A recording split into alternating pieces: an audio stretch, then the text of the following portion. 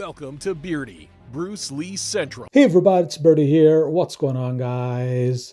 Okay, so good old Chuck Norris. We all know him, we all love him. But I have a feeling you're not going to agree with him on this one, okay? So, good old Chuck has a bizarre theory concerning Bruce Lee's death. So, let's take a listen to what Chuck Norris has to say about Bruce Lee and Bruce Lee's death. Suspect foul play by any chance? Hate to say I don't know. I can't even speculate God. what the situation. These are things that are unforeseen, that are dangerous. And when you're doing action films, which is unfortunately the case with Brandon Lee, that an unfortunate accident happened there, and we're waiting to find out what the cause of that What was. is still, as we sit here now, a mystery about the Brandon Lee death? We still People don't know who we're referring to, I hope. Yeah. The son of Bruce Lee killed Yeah. during a shooting of a scene Yeah. of shooting. Hopefully, by the time this airs, that the result will be resolved on what really did happen. And What's your best guess? What's it look to like? be truthful, Dick, I thought, in a weapon that you fire that's they have a little plug in there to make it a blank. Mm-hmm. And sometimes that plug, when you shoot off the blank, will shoot that plug out of the barrel, and it's like a bullet. Even though it's a piece of Just a cardboard? no, it's not a cardboard. It's not, like it's a more- plug. It's like a metal plug in Is there. metal? Mm-hmm. And so sometimes that'll discharge and lodge, but it's only effective for just a few feet. I thought that at first. Then I found out that wasn't the case. Then I heard that it was the tip of the dummy. Like when you show a gun up close, they stick dummy bullets in there, so it Yeah. looks like real bullets. But there's no powder or anything in them. Mm-hmm. And then I heard that when they took them out, the tip of it lodged in the chamber. And then when they used the charge, that tip shot out. Right. Then I heard that wasn't the case, that didn't happen. So truthfully, I don't know what the situation Because that is. was the story, I think it was in People magazine, and that seemed plausible, but if that It isn't sounded it, plausible, then there's but- still a mystery. Huh? Then I talked to some law enforcement guys down there, and they said they tried that, and they said they couldn't make it work that way. So maybe by the time this airs, we'll all know. You suspect foul play by any chance? Hate to say I don't know. I can't even speculate God. what the situation is. Sitting down. And I said, oh, wow, and because I'd never met him. I'd seen him, doing his stuff. And anyway, we kind of nodded at each other. And then I fought and won the championship. And Bruce Lee goes like this here. So I go down there and get off, and we start talking. And he says, don't you live in LA? I says, yes. He says, I do too. So why don't we start training together? I said, okay. So Bruce and I worked out for 2 years together. He taught me a lot of his Chinese techniques, and I showed him a lot of our techniques of kicks and all the stuff here. He believed in only kicking below the waist. And I said, well, that's good, Bruce. He said, you should be able to kick anywhere. You should be able to put that foot anywhere. And so, so we trained together for 2 years, and he got, as you could tell, he got really good at it. and anyway, and then finally he gives me a call, and he says, I'm leaving for Hong Kong to do a movie.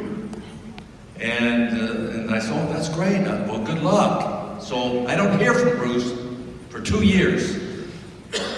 And then out of the blue, he gives me a call. He says, I've done 2 movies in Hong Kong, and they're really successful. He says, I want to do a movie now with a fight scene that's never been done before, and I want you to be my opponent. I go, and I've never done anything like that. I said, why? Because I'm the world champion? Is that And I said, well, who wins, Bruce? He said, kidding. He said, I'm going to win. I'm the champ. I'm the winner. I'm the star. I said, oh, okay. So anyway, Bruce and I, did this big fight scene in Rome, and it was really, because Bruce and I worked out for 2 years together, so we knew each other very, very well. I knew everything that he wants to do, and he knows everything that I like to do. And so when we did the fight scene, we pretty much just put it together right there. And anyway, we did the fight scene, and after it was over, I went back home, and then in 1972, I get a call. Bruce was coming to LA to see his doctor. And he says, so he says, let's have lunch. So we have lunch. And he says, I'm going to see the doctor, and because I've got some problems. I'm getting dizzy and passing out. So I want to find out what it is. So anyway, so he goes to the doctor and does the whole thing. Anyway, after he does, we get back together, and I said, how'd it go? And he says, well, the doctor says, he was 32, he's the same age as me. We were both 32. And he says, the doctor says, I'm like an 18-year-old kid. I said, oh, that's great. And I said, did he tell you why you're falling and doing all the falling and all that stuff? He says, he doesn't know. He says, it could just be anything. So anyway, he leaves for Hong Kong. And a few months later, he passes away. And I was shocked. Anyway, when they went to Seattle, just laying there, and we all went up. Me and a lot of our friends that Bruce's went up there for the when he died. And Linda, his wife, decided to move back to California. And he found a home about maybe a half a block from my house, so I could spend time with Brandon, the boy. And I did. I spent a lot of time with him, telling him about his dad and all this stuff here. And then, of course, he became a champion. Star himself. And then, unfortunately, he wound up passing away. But the thing is that Bruce was an incredible guy, and this is, and this time I spent with him, going through this whole thing here, was something that I will never forget about. And so this is about Bruce Lee. When I was having dinner with Chuck, I did ask him. I said, if you and Bruce were in a real fight to the death, who would win? And he said, without thinking, he said, Bruce, of course. Right. Nobody could beat him. Okay, so the voice you just heard was the voice of John Ben, the boss from Way of the Dragon. Now, this was a secret recording. He wasn't aware that he was being recorded. So he sat down with Chuck Norris and he asked Chuck Norris, who would win in a real fight between you and Bruce Lee?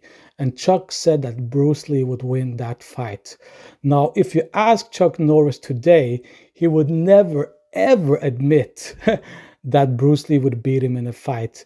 Chuck has done hundreds of interviews and he never, ever, ever admits that Bruce Lee would beat him in a real fight.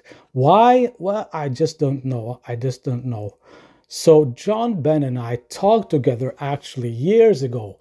We had a phone call and I just wanted to get his impressions of Bruce Lee. And he told me that he used to vacation with Bruce Lee. And all of the time that they would hang out together, Bruce Lee would talk about martial arts, and it was only martial arts. He was only thinking about training, exercise, and martial arts. And he also said that Bruce Lee was the fastest and strongest guy he had ever seen. Now, John Ben is 6'4". He's a huge guy, a big guy, and Bruce Lee would push him around like he was nothing. And you even saw that in the movie Way of the Dragon. In fact, I was fighting for the world title, and that's when Bruce was doing the Green Hornet series, and he came back there as a celebrity guest.